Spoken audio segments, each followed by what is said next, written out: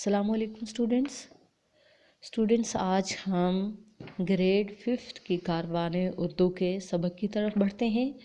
آج کے ہمارے سبق کا عنوان ہے پرندے کی فریاد۔ بچوں، پرندے کی فریاد نظم جو ہے علامہ ڈاکٹر محمد اقبال رحمۃ اللہ علیہ نے یہ نظم بچوں کے لیے لکھی ہے، جس میں پرندوں کو قید کرنے یا انہیں تنگ کرنے سے باز رہنا سکھایا گیا ہے، اور اس نظم کے بعض حصے محکوم ہندوستان کی فریاد بھی سمجھے جاتے ہیں۔ اس نظم کے ذریعے آزادی کی اہمیت اور قدر و قیمت کو بھی واضح کیا گیا ہے کہ پرندہ کس طرح اپنی آزادی کے دور کو یاد کر کے دکھی ہے اور اپنی قید کے کرنے والے سے آزادی کی درخواست بھی کر رہا ہے۔ بچوں، میں نظم آپ کو پڑھ کے سنا دیتی ہوں۔ آتا ہے یاد مجھ کو گزرا ہوا زمانہ، وہ باغوں کی بہاریں وہ سب کا چہچہانا۔ آتا ہے یاد مجھ کو گزرا ہوا زمانہ، وہ باغ کی بہاریں وہ سب کا چہچہانا۔ آزادیاں کہاں وہ اب اپنے گھونسلے کی، اپنی خوشی سے آنا اپنی خوشی سے جانا۔ لگتی ہے چوٹ دل پر آتا ہے یاد جس دم، شبنم کے آنسوؤں پر کلیوں کا مسکرانا۔ وہ پیاری پیاری صورت وہ کامنی سی مورت، آباد جس کے دم سے تھا میرا آشیانہ۔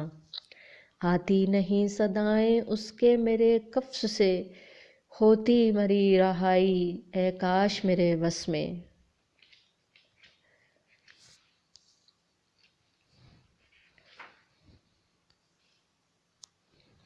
کیا بد نصیب ہوں میں گھر کو ترس رہا ہوں، ساتھی تو ہیں وطن میں قید میں پڑا ہوں۔ آئی بہار کلیاں پھولوں کی ہنس رہی ہیں، میں اس اندھیرے گھر میں قسمت کو رو رہا ہوں۔ اس قید کا الہی دکھڑا کسے سناؤں، ڈر ہے یہیں قفس میں غم سے مر نہ جاؤں۔ جب سے چمن چھٹا ہے یہ حال ہو گیا ہے، دل غم کو کھا رہا ہے غم دل کو کھا رہا ہے۔ گانا اسے سمجھ کر خوش ہوں نہ سننے والے، دکھے ہوئے دلوں کی فریاد پہ صدا ہے۔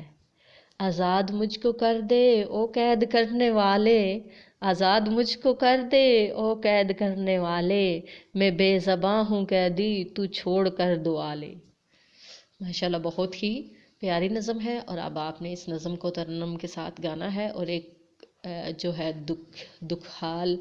دکھیالہ جو ہے پرندہ غم کا مارا ہوا ایک گھونسلے میں قید ہے، اور وہ اپنی آزادی کو یاد کر رہا ہے اور اس پہ آنسو بہا رہا ہے، اور پھر وہ اسی قید میں اپنے مالک سے یہ التجائیں بھی کر رہا ہے کہ وہ مجھے اس قید سے رہائی دلا دے اور میری دعائیں سمیٹ لے۔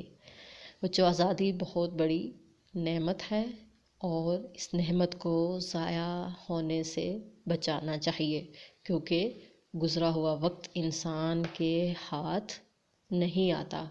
اب یہاں پہ بچوں یہاں الفاظ کے معنی دیے گئے ہیں، آپ نے یہ الفاظ کے معنی اپنی کاپی میں لکھنے ہیں۔ پھر آگے آپ کے لیے سوالات کے جوابات جو کہ آپ کو یہاں اس کے سبق کے اندر لکھ دیے گئے ہیں، وہ آپ نے اپنی کاپی پہ لکھنے ہیں۔ اس کے علاوہ جو ہے یہاں پہ سابقے اور لاحقے ہیں، یہ آپ نے کتاب کے اندر ہی آپ نے ان کو پر کرنا ہے، کاپی پہ آپ نے نہیں لکھنا۔ جیسے سابقہ کیا ہوتا ہے کہ بعض اوقات کسی لفظ کی شروع میں کوئی غلط علامت لگا کر اس سے ایک نیا بچوں سابقہ جو ہوتا ہے وہ بعض اوقات کسی لفظ کے شروع میں کوئی علامت لگا کر اس سے ایک نیا لفظ بنا لیا جاتا ہے، اور اس علامت کو سابقہ کہتے ہیں۔ جیسے قرار ہے تو بے قرار، وضو ہے تو بے وضو۔ اسی طرح یہاں نیچے حاشیے میں سابقوں کی مدد سے آپ نے یہ سابقے اوپر دیے گئے ہیں، اور آپ نے نیچے ان الفاظ کو آپ نے مکمل کرنا ہے کتاب پہ۔ لاحقہ، جب کوئی علامت کسی لفظ کے آخر میں لگا کر اس سے نیا لفظ بنایا جاتا ہے تو اسے لاحقہ کہتے ہیں۔ جیسے سمجھ سے سمجھدار، اور پان سے پان دان، یہاں نیچے بھی آپ کو خاکے دیے گئے ہیں اور اوپر الفاظ بھی دیے ہیں. اب ان الفاظ کی مدد سے آپ نے یہ خاکہ کتاب پہ ہی پر کرنا ہے. اس کے علاوہ جو سوالات کے جوابات تھے وہ آپ کو یہاں پہ دے دیے گئے ہیں. آپ نے یہ سوالات کے سارے جوابات یہاں سے لکھنے ہیں اپنی کاپی میں، اور پورے سبق کی آپ نے ریڈنگ کرنی ہے، اور ان سوالات کے جوابات اور یہ سارا آپ نے یاد کرنا ہے. آج کے لیے اتنا ہی. اگلے سبق کے لیے پھر ملیں گے. اللہ حافظ.